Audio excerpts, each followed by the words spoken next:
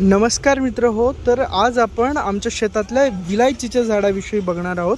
तर हे विलायचीचं झाड मी 2 वर्ष आधी शेतामध्ये लावलं होतं आणि अगदी 1-2 काडी असताना सुद्धा फक्त हे झाड लावलं होतं. तर आज आपण बघू शकता की याला किती छान विलायचीचं झाड हे वाढलेलं आहे आणि त्याचबरोबर याला इतक्या शाखा झालेल्या आहेत मधून की तुम्ही हे बघू शकता की फार भरगच्च हे झालेलं आहे विलायचीचं झाड. आणि याला काही दिवसाआधी फुलंसुद्धा लागले होते. मी व्हिडिओमध्ये फुलांचा सुद्धा फोटो तुम्हाला शेअर करतो.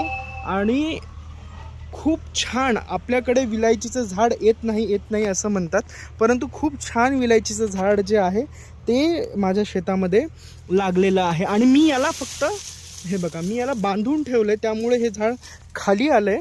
पण तुम्ही जेव्हा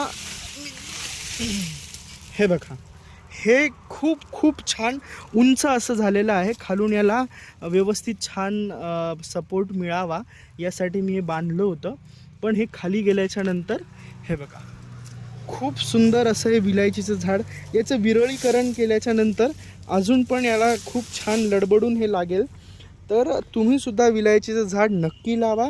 आणि विलायच्या जरी तुमच्याकडे भेटत नसतील, म्हणजे आल्या नसतील झाडांना, तरी पण तुम्ही हे जे कवळं पान आहे हे अगदी तुम्ही हे कवळं जे पान आहे ते तुमच्या भाजीमध्ये म्हणा किंवा मग तुमच्या चहामध्ये म्हणा, गवती चहासारखं तुम्ही नक्की वापरू शकता.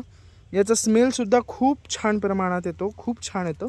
तर तुम्ही नक्की विलायचीचं झाड आपल्या घरी लावा. आणि याला फुलं जे आलेले आहेत ना, इतके छान फुलं आले होते, पण आता फुलं त्याचे सुकलेले आहेत. आपण फुलांचा व्हिडिओ घेऊ शकत नाही आहेत, पण मी फुलं त्याचे माझ्या याच झाडाला आलेले दाखवतो.